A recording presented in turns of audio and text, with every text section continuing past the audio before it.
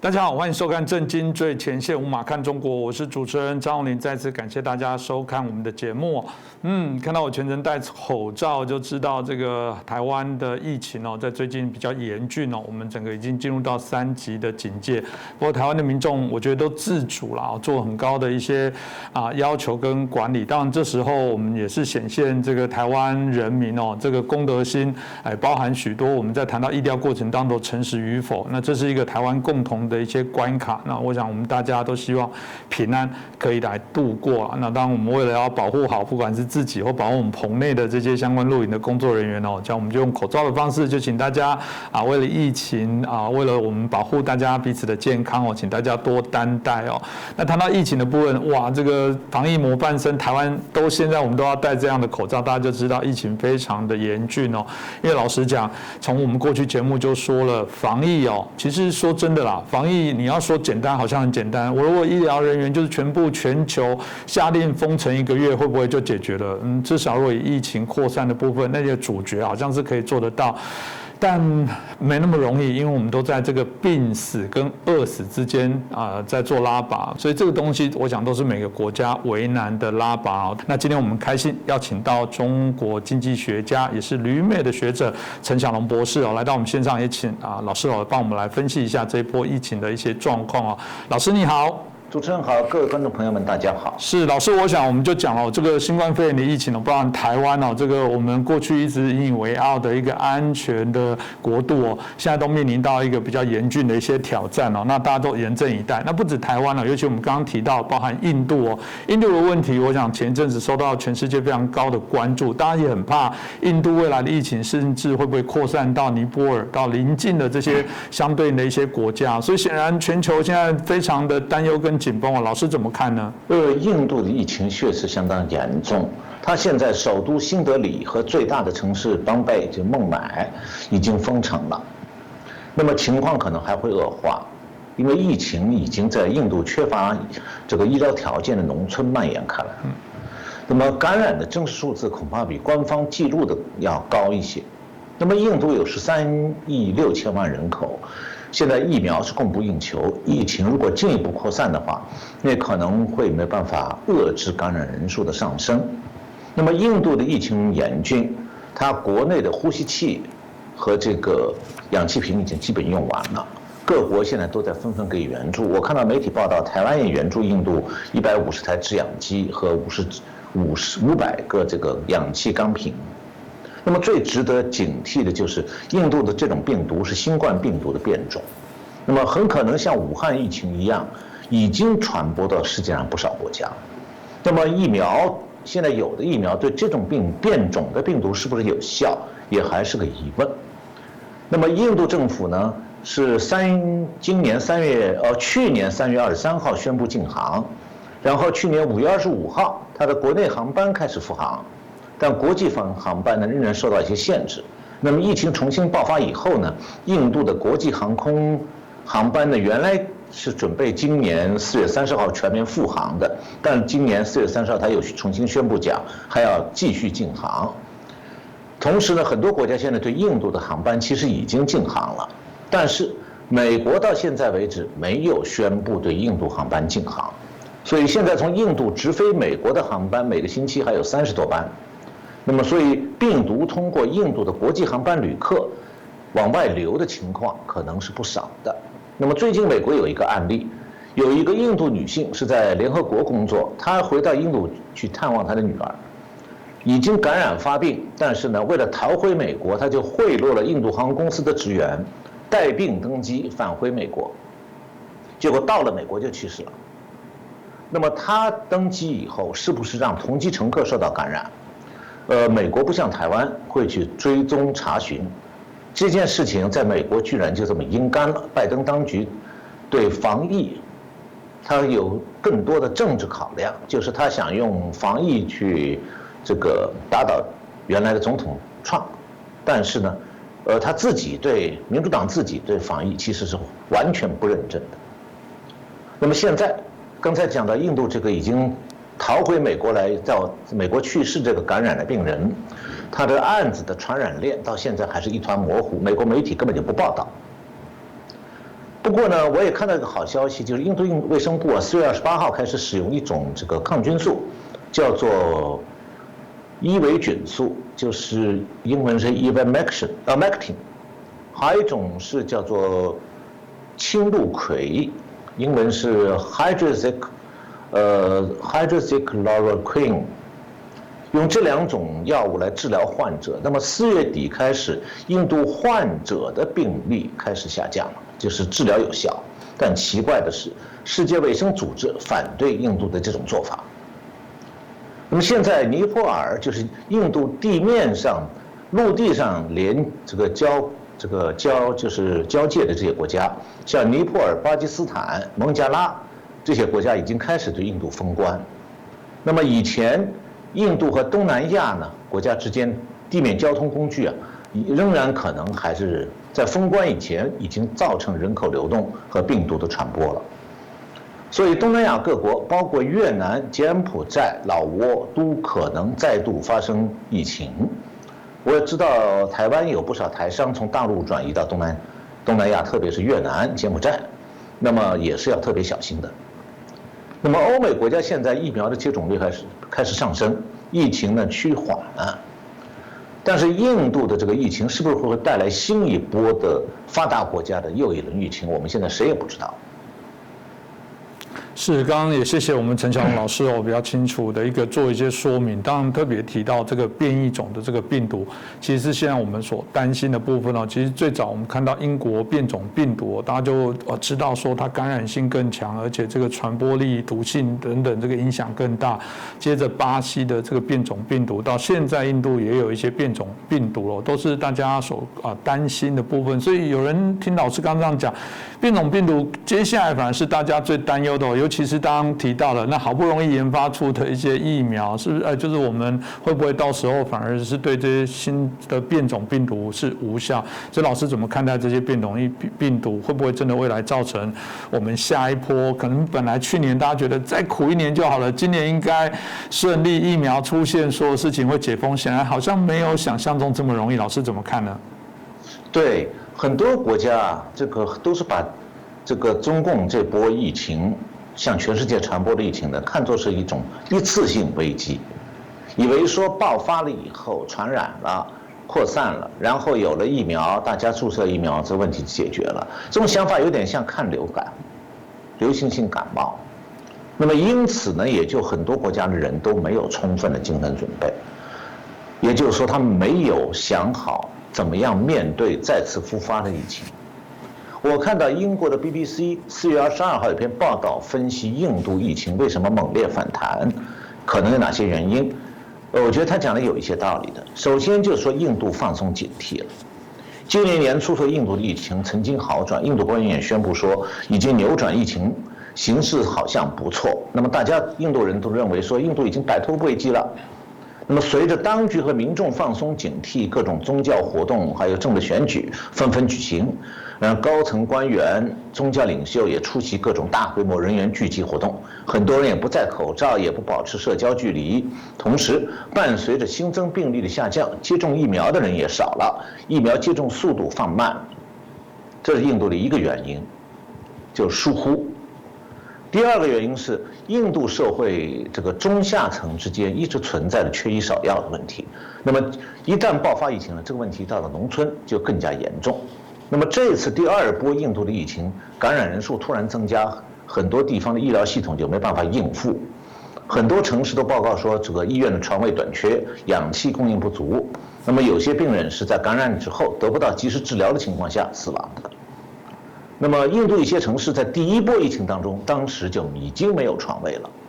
那么本来呢是应该为第2波疫情做好充分准备的，但是因为印度放松了警惕，完全没有应对第2波疫情的医疗条件这方面准备。那么根据印度的医院临床试验显示呢，就是这个如果是重症患者，他能够使用呼吸机，就是医院还有床位能给他提供呼吸机，那么他用药以后死亡率可以降低1/3。那么如果需要吸氧的这个患者的死亡率可以降低1/5，但是印度现在呼吸机远远不够，这是医疗条件方面。那么第3个是印度还有一个疫苗接种问题，那么到4月下旬，印度是将近14亿人口，接种的人数只有1.3亿，就疫苗只够1.3亿人用，远远不能形成所谓群体免疫的要求。群体免疫就是说，要能够社会大部分人都已经接受这个疫苗的接种。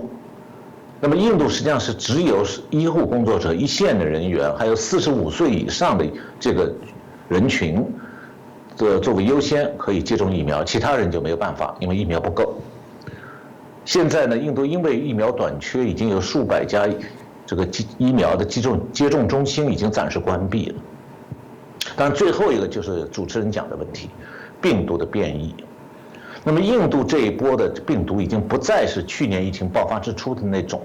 而是已经出现变异和再次变异，出现了一种叫做双突变的变种。那么现在已经有20个国家发现了印度的变种病毒，包括新加坡、澳洲、英国、美国、泰国、斯里兰卡、南非、比利时等等国家。所以不光是说印度出现这次病毒的变种，巴西也发现了，刚才主持人提到也发现类似的现象和变种的病毒。那病毒学家认为是说，这样的病毒的双重突变可能使病毒的更加具有传染性。那么这就是为什么确诊的病例会突然急剧的增加，因为变种病毒不但是传染力比较高，而且染病以后病况会比较严重一些。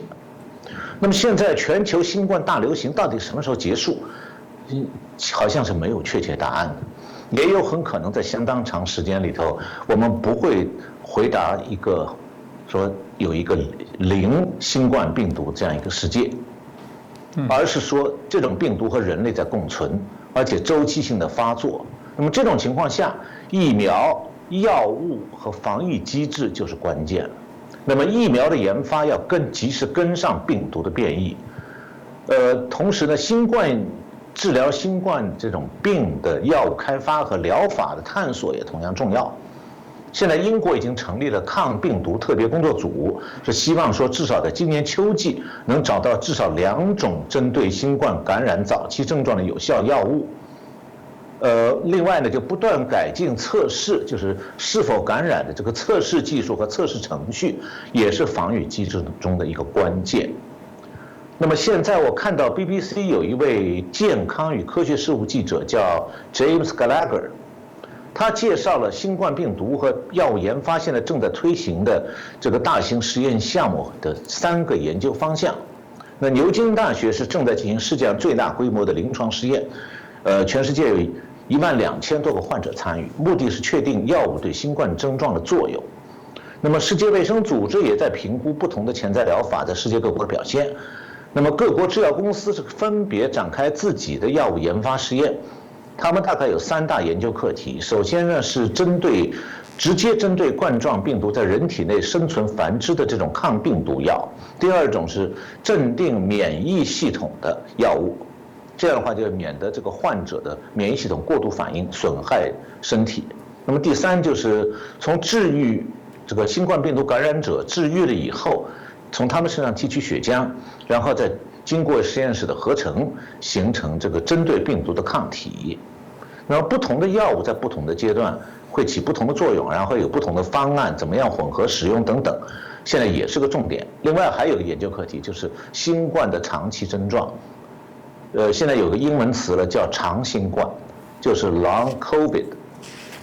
就是说，相对于现在我们讲的都是急性感染，但实际上可能将来会出现长期症状，就是慢性新冠症状。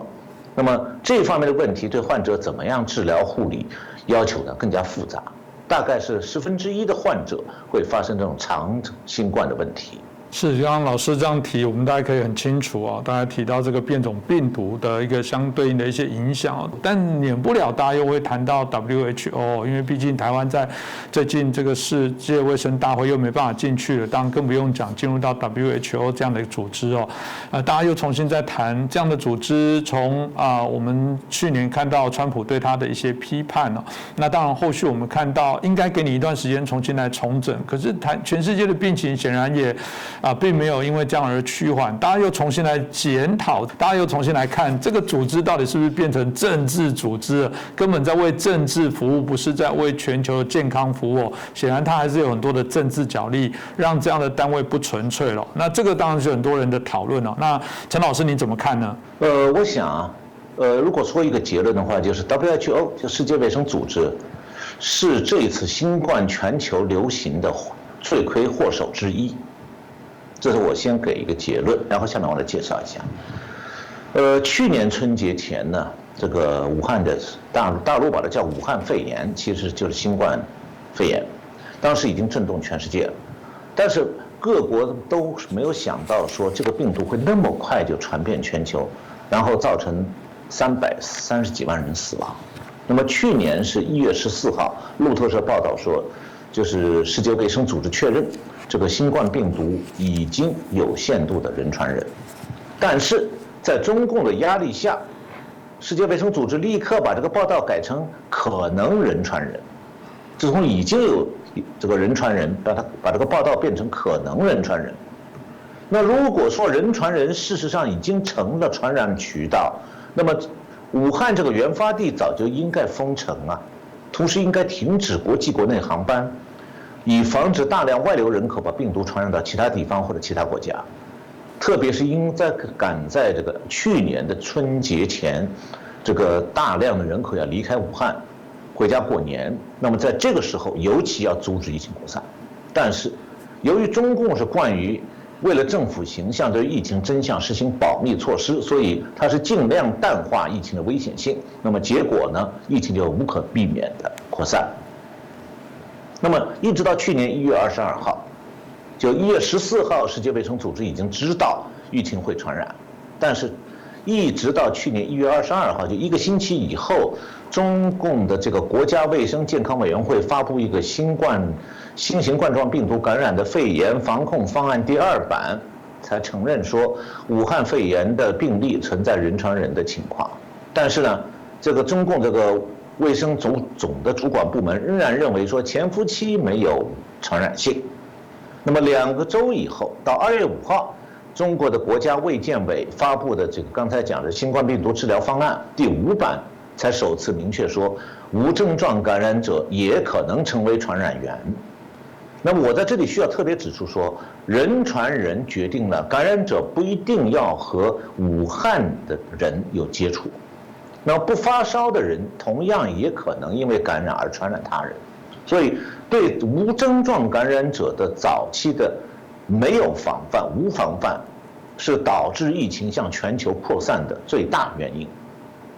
那么这里我想介绍一下，可能台湾一些观众不知道，中共在疫情期间向全世界送了些什么去？送了几十万带毒的旅行者，其中不少人就是这几十万旅行者当中有不少人是病毒传播者。第二，中共误导了世界各国对疫情传播方式的了解，让很多国家的政府和各国民众真的以为说没有症状就不会传染，所以很多国家一开始都疏于防范。第三，中共还为世界各国送去了误导疫情判断的数据。那么直到疫情全球化了，我们讲经济全球化，现在我们也都看到了疫情全球化，大批国家开始检测被感染者的时候，确诊数这个数据就成了世界各国理解这个每个国家疫情的一个核心指标。但大家很少意识到，大家的关注点从一开始就错了。为什么？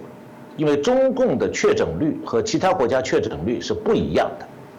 它的确诊率不是你有没有感染病毒，而是你有没有发病。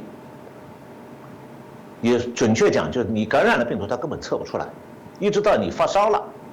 病倒了，它才算确诊。那么，所以中共这样的话，用发病率来代替确诊率，中共一开始就是在压低确诊率，骗了世界各国。那么，在极权主义的国家，就是 totalitarianism 这样的国家，地方政府它是没有权利擅自发布涉及全国的重大疫情的确诊标准，还有传播方式这方面的说明。那么中国负责发布疫情相关资讯的国家卫健委也必须事事请示唯命是从，要请示高层。也就是说，在确诊标准还有传播方式这方面的资讯，中共是一直都在隐瞒，而且是中央政府在隐瞒。那么灾难呢，就是最大的政治，这是个共产党国家的铁律。那我们都知道，以前苏联有那个切尔诺贝利核电站这个泄露这个核辐射的事故，到这次的新冠疫情一再得到验证。那问题在于，被全球化经济利益蒙住眼睛的那些各国政府，有多少人愿意看透这一点？那么在全球防疫的紧急状态下，又有多少政府真正能够吸取一再被共产党政权欺骗的惨痛教训？那么讲到这个世界卫生组织，在全球化时代出现了一种新的观念，认为说跨国经济活动的大范围扩展了，使得各国政府的作用弱化了，而国际组织的调节作用明显增强。所以呢，世界各国对国际组织的尊重越来越高，甚至有些人以为说，国际组织就是全球化时代地球上的超级政府，地位崇高，作用巨大。那么这次与疫情直接相关的就是世界卫生组织 WHO， 但是这次疫情的全球化明确暴露出这个机构的危害。世界卫生组织作为全球的权威性的防御机构，它先是反应迟钝，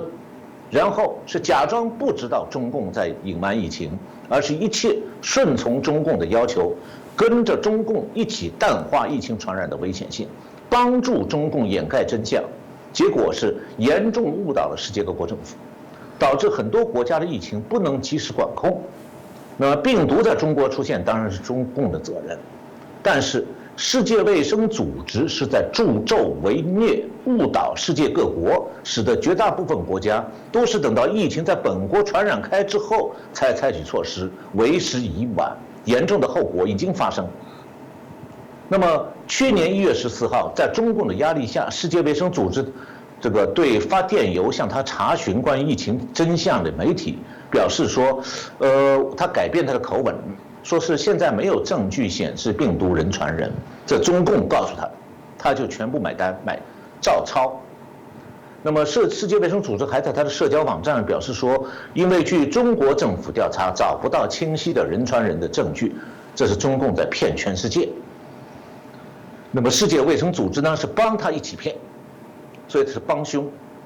那么中国疫情发生以后，世界卫生组织曾经建议派人到中国去协助调查，被中共拒绝。那明明知道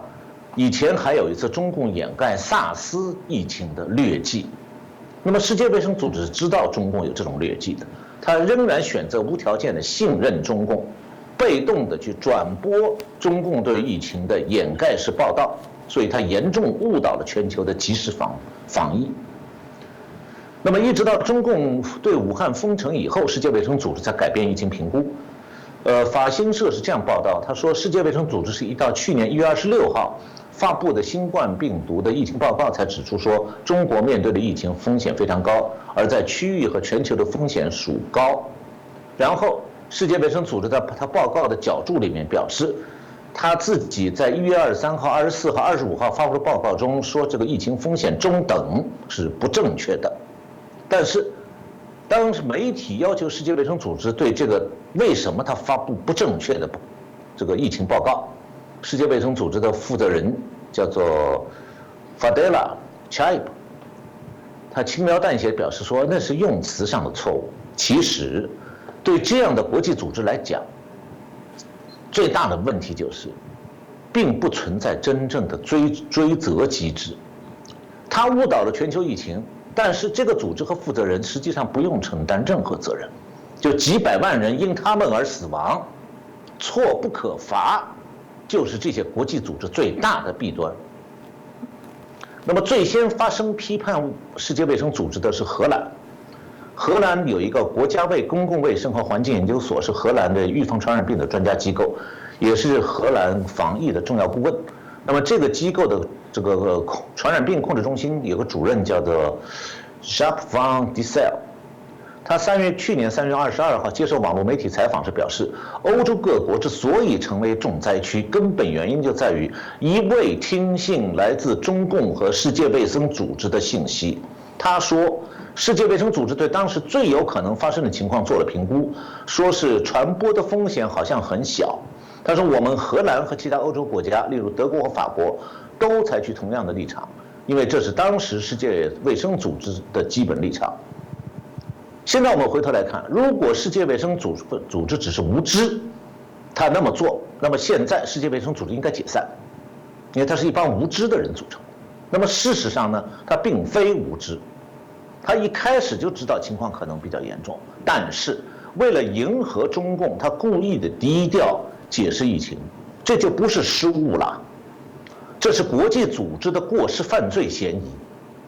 从这个意义上讲，世界卫生组织我开始讲，也是这次全球疫情的罪魁祸首之一。可惜的是，对联合国下属组织的犯罪行为，现在事实上是国际法无效，不可能制裁。我们连想撤一个世界卫生组织总干事的职都做不到。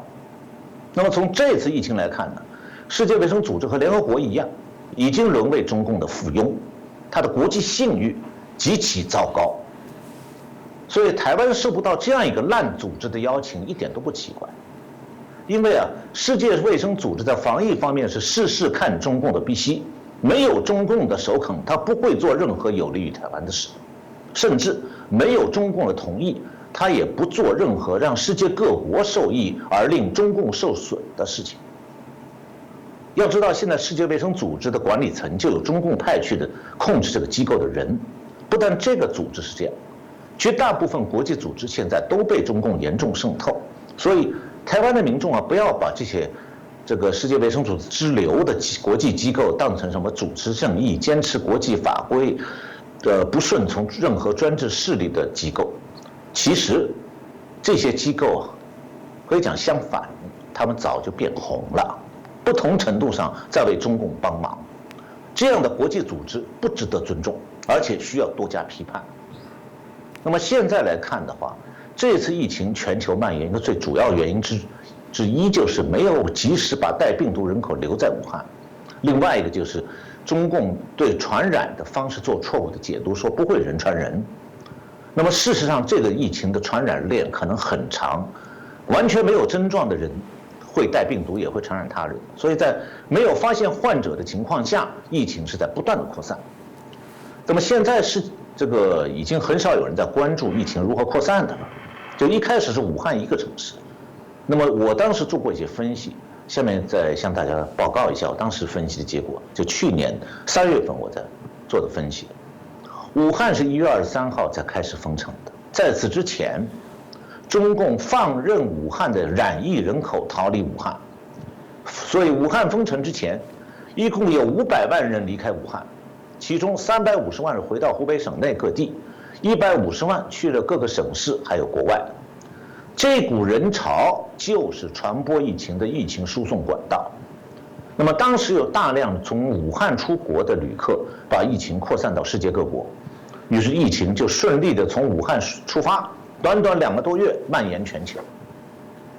我们都知道，第2次世界大战以来，地球上发生过各种战争和瘟疫，但从来没有哪一次造成这样的严重的后果。整个世界处于不安和懵懂状态，现在疫情仍然在继续扩散。我们主持人今天戴着口罩提醒台湾的观众朋友们，就是个例证了。第1次世界大战的时候也出现过瘟疫，但那个时候瘟疫的传播只发生在地面上，就是即便有一个患者他要跨洋出国，要在海上坐船走一段时间，但这个瘟疫的传播不会那么快的。那么现在是人类的国际化活动帮助瘟疫病毒办到他自己办不到的事情，因为他可以在10几个小时之内坐飞机就空降世界各国了。所以自从中国发生 SARS 之后，这次这个新冠病毒是第2回。那为什么 SARS 没有造成那么严重的全球后果？因此这一次很多国家也没有警惕呢？其实一个很重要的原因是国际旅行的普遍化。SARS 那个时候虽然有一些中国人出国，但是拿到发达国家的签证并不容易，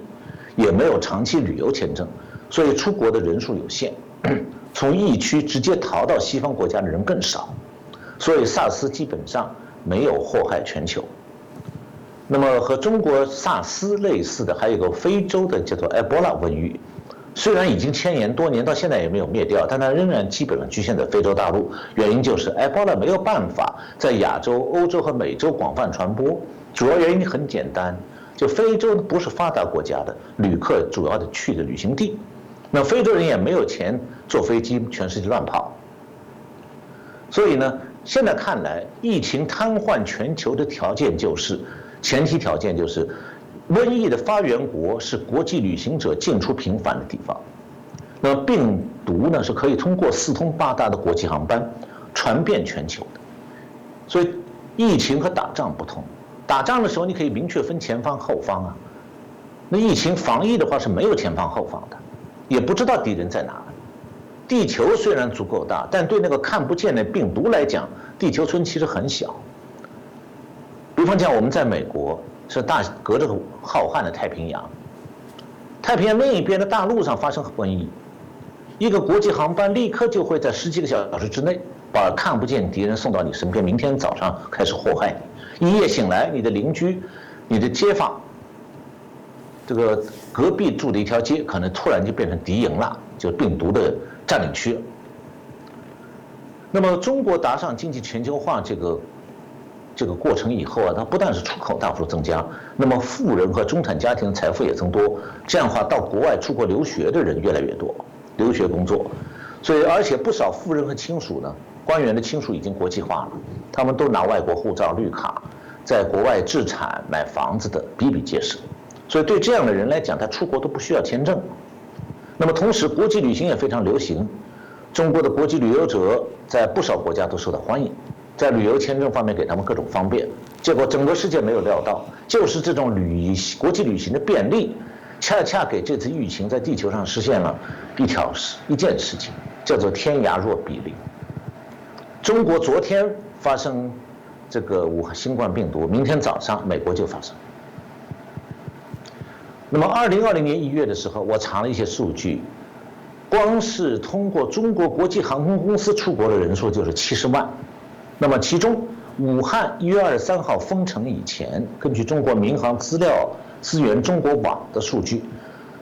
武汉从2019年12月30号到2020年1月20号，短短3个星期当中，武汉天河机场出国航班数按座位数来统计的话，武汉直接飞往其他国家地区的有11万5千人。那么同一个时期，搭乘国内航班离开武汉的还有80万人。其中还有这些80万人当中，很多人是到其他机场转机再出国的。那么两者合在一起，相当于武汉这个就是2019年年底到2020年武汉封城之前这3个星期里头，武汉一个城市出国的人数，相当于去年1月份中国全国出国人数的1/5。就一个省会城市的出国人数突然占到全国1/5，显然它不合常情。也就是说，差不多讲是这个武汉常住人口1%，就在这3个星期里全部出国了。那么如此大规模的出国人流表明啊，很多旅客是紧急避孕出行的。那么其中，我查了数据是搭乘武汉直飞美国航班的。去旧金山是2925人，去纽约2484人，还有很多旅客是从其他机场转机到美国的。这10几万从疫区直接飞往各国的旅行者，大大加快了疫情的全球扩散。结果就是说，看不见的敌人跟着他们快速进入几大洲，就出现了一种2战以来从来没有见过的情况，就是一个城市不健康，全球都恐慌。那么，然后现在这个。我们知道说，随着国外疫情的传播，中国又开始担心说，从世界各国回中国的几十万中国人，又成为中国疫情的隐患，就外国的疫情一倒过头来，又成为中共的担忧。目前现在疫情在各国是此起彼伏，全球经济不断的局部的停摆。目前的这种全球性不安呢，主要是经济健康担忧造成经济受冲击。我看到消息说，郭台铭刚刚从这个鸿海公司刚刚从中国撤出部分资金，投资到印度，在印度刚刚展开投资，印度疫情最近又爆发了，这样逼着他也要考虑说，我是不是还要回大陆再去那边投资啊？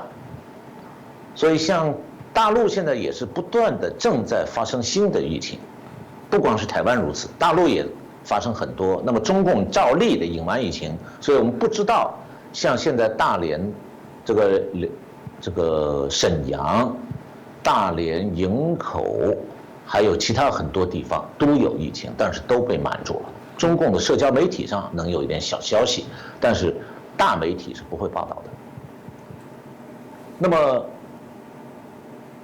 所以现在因为大陆本身也不断的发生疫情，所以郭台铭公司像的正常经营啊，也是这样，就在到哪个国家也都保不住，会拉闸。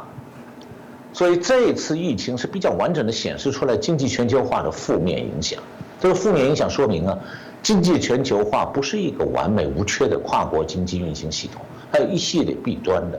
第一个弊端就是，由于担心冲击经济，很多国家包括中国不肯断然封关，导致病情恶化。那等到疫情恶化以后再封关已经晚了。第二就是旅行自由化是经济全球化的副产品，但同时它也是疫情全球化的原因。那么第三个就是经济全球化的重点国家，经济要是停顿，那很多国家都会受到冲击。现在我们都已经看到了结果了。是哦，谢谢老师刚很清楚的分析哦，从我们 WHO 的问题一直延烧到全球经济伴随着全球疫情的这些联动的一些议题哦。那特别刚刚提到了这个宛如这个第3次世界大战，难怪巴西总统就开炮怀疑说这是不是中共所做的这个我们甚至觉得说是不是生化科技的这些战争哦。当然如果大家还记得，澳洲之前也想去把这些病毒来源搞清楚对，还被中共这个实施这个所谓经济的一些相关的一些制裁，大家就知道这个问题非常的一些严重哦。当然这个题外话，我也突然心里也在想说，之前大家如果还记得 WHO 也还在跟着在骂说，不要用武汉肺炎要用这个 COVID-19 或者新冠肺炎。现在我们刚刚在谈病毒株，谈巴西病毒株，谈印度变种，谈英国变种，我在想，这不是也有这个歧视吗？我们应该叫1号变种、2号变种、3号变种，然后最后搞得大家也搞不清楚什么是什么变种。所以这个好吧，这个当权的人有话术这也是我们对 WHO 或者我们看到现在中共还是对于所谓疫情的相关的内容，感觉不是非常诚实在讲所以老师刚刚谈到第3次世界大战，我们看起来这个巴西总统的担忧跟批判好像也不无道理老师怎么看呢？我觉得基本上我们都是被诡计所害的。那么为什么呢？一直到现在此时此刻为止，引起这场全球疫情危机的真相一直有2个关键点始终模糊不清。第一个就是病毒来源到底哪里来的，第二是病毒是怎么传播的，病毒传播链。那么我前面刚才已经介绍过病毒传播链的大致情况，从武汉怎么出去的，多少几千人到了哪里，几千人到哪里。那么具体的情况呢？现在没有一个国家对病毒传播链发布过相关报告。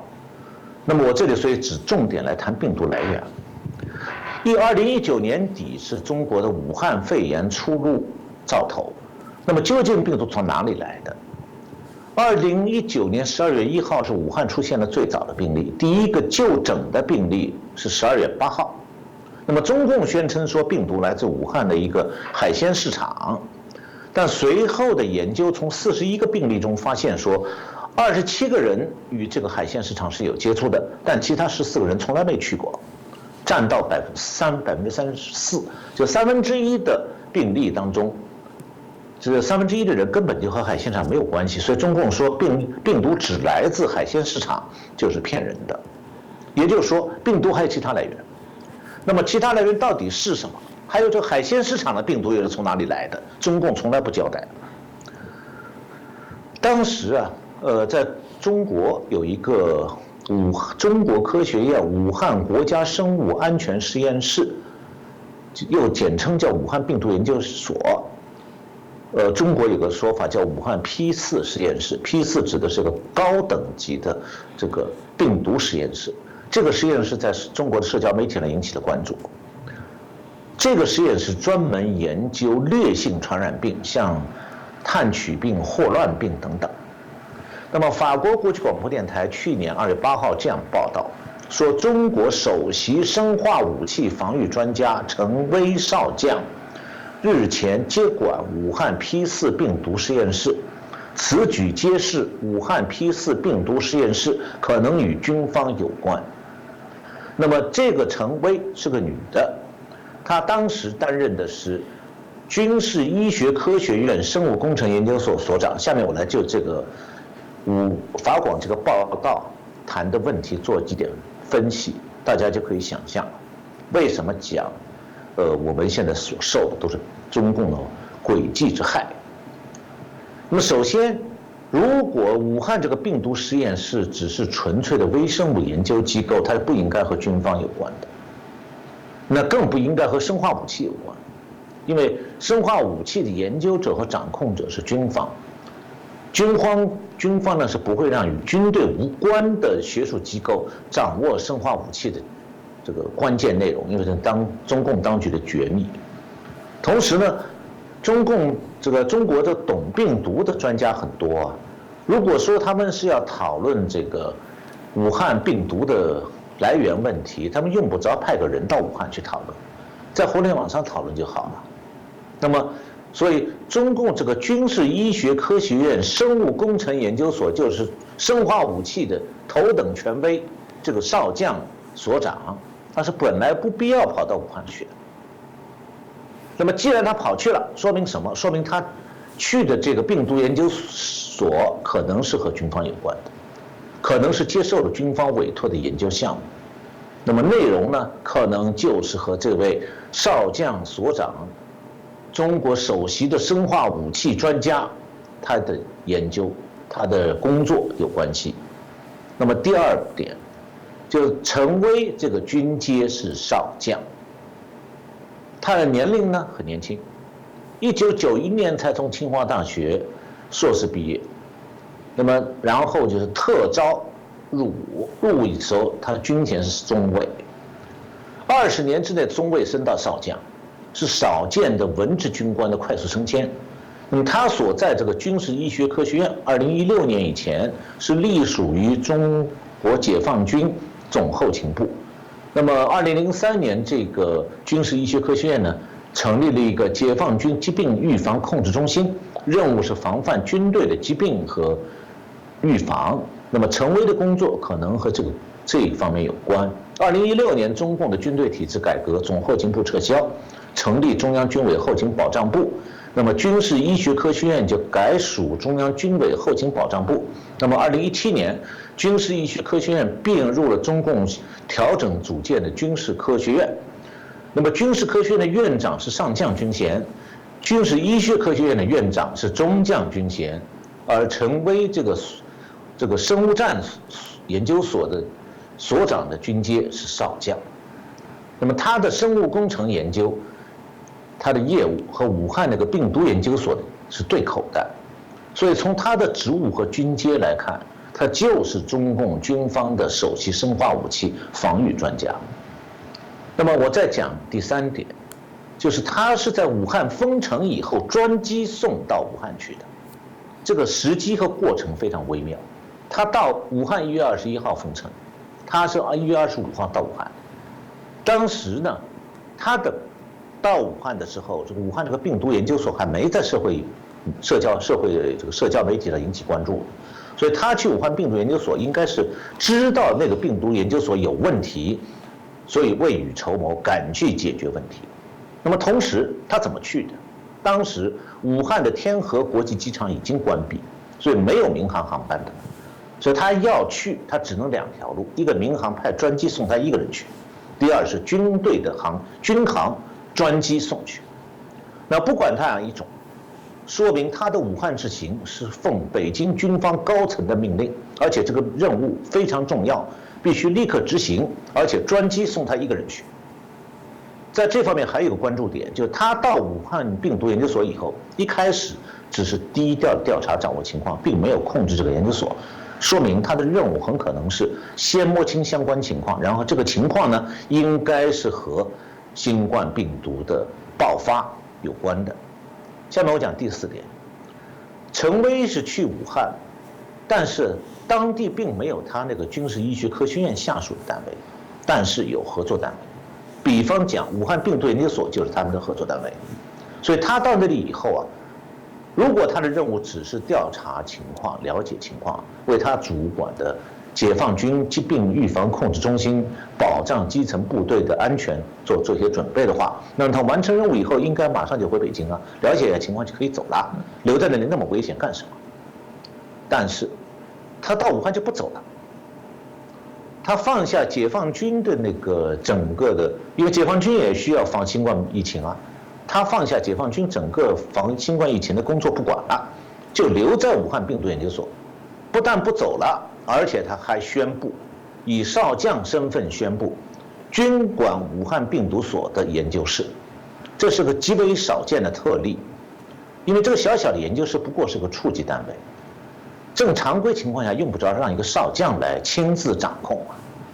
而且一个普通的实验室需要一个全国生化武器方面首席专家来接管嘛，这个接管本身说明其中有隐情。那么第5，最后一点，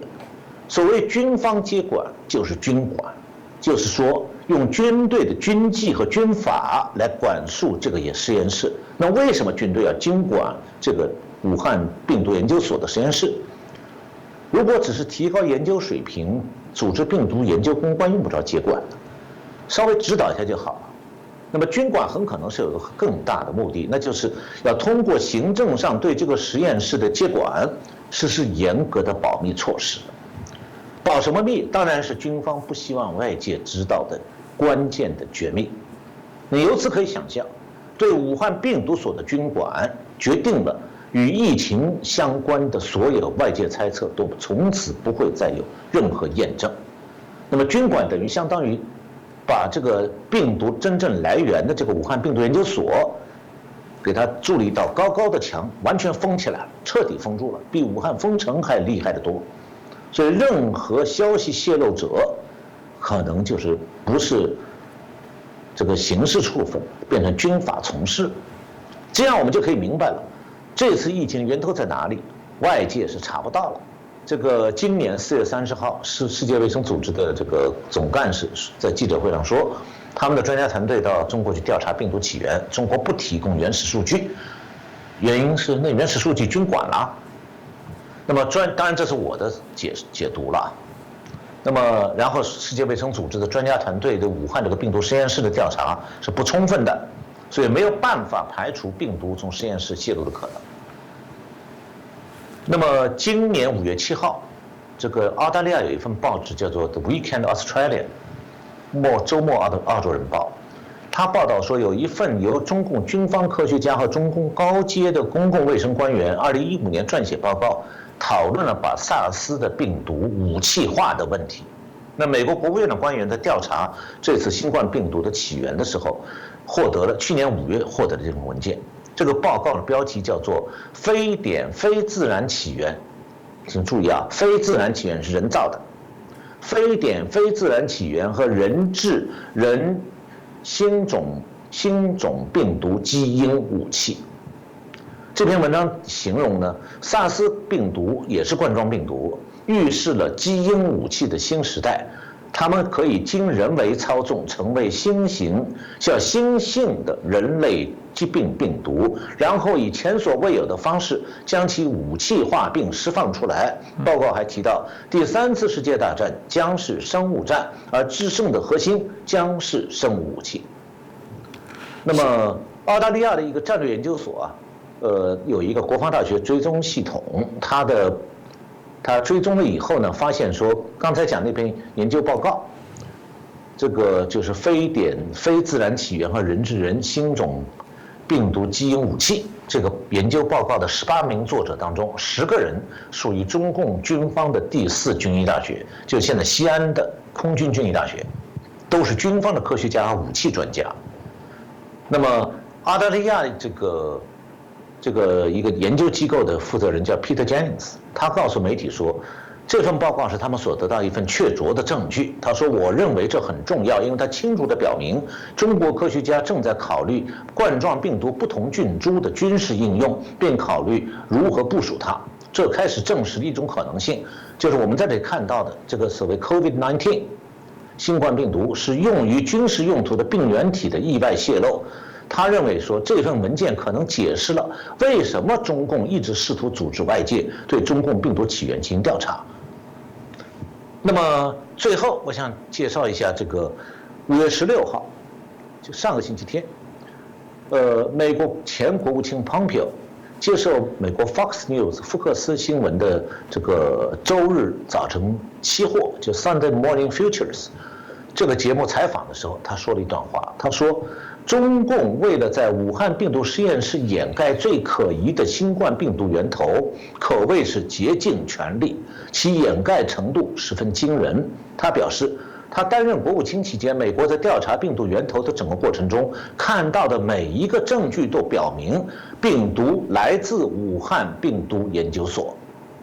然后蓬佩奥说，我目前还没有看到相反的证据。尽管中共不允许任何人进入实验室，不允许任何人接触病毒相关的原始材料，也不允许外界与在那里工作的医生接触，但是证据仍在不断的积累。蓬佩奥谈到说，中共为了掩盖病毒源头所做的工作清单是非常令人震惊的。那么结合我们掌握的间接证据，再加上中共为否认与该实验室有关的信息做了如此巨大的努力，这些都向我们强烈的表明，武汉病毒实验室就是中共病毒起源的地方。他说，今年1月份，美国政府解密了一系列与病毒源头相关的信息，这些信息都显示说，早在2019年，中国武汉就有医生出现了感染病毒的症状，但是那都是事实。所以他认为，这证明中共早在世界卫生组织前往武汉调查之前就完全清楚，这个病毒是完全就是人传人的，是拿来人传人的。那么越来越多的证据表明，中共处理这次疫情的行径不是鲁莽或者疏忽大意，其用心可能更坏。是哦，老师刚刚提的部分让我觉得听得很沉重哦。第一个，我们当然过去谈到没有真相，没有原谅哦。不管这个过程当中，如果是一个疏失的，他也必须要让我们有真相来了解到底发生什么事。如果是恶意的，甚至是他们作为生化武器的这些研发而流出，那当然我觉得真的是更该死哦。为什么这样讲？是大家可以知道，全世界对于生化武器是很严格的要求跟限制的，因为这真的是不人道，因为病毒不会分颜色。任何人种、任何不同阵营的人都会受到严重的一个伤害哦。所以我们看到现在真相还是未明哦。那最可恶的部分是中共还是以疫谋霸？我们在最近看到许多的讯息，有些国家它可能没有办法立即的拿到疫苗，那中共还会要挟说，那你要不要跟台湾来断交，以此这样子来换得一些疫苗？无法想象哦。那不管怎样，我们希望大家尽快的度过这波疫情哦，然后可以安然的回到我们较为我们刚刚讲常态的生活。不过话虽这么说，就像陈老师刚刚提到的，可能跟这个疫情未来都是要共存的啊，跟许多的疾病共存。那我觉得大家就只能做好自己的防疫的工作，然后增加自己的抵抗力。还是希望我们所有的观众朋友，大家都能身体健康哦。我们希望我们一起好好来挺过这一波危难哦！再次感谢陈晓蓉老师，也感谢大家的收看哦。那希望我们在下次的节目，我们可以邀请的陈老师再跟我们其他的题目来做精辟的分析讲解。再次感谢老师，也谢谢大家的收看。谢谢主持人，谢谢大家收看。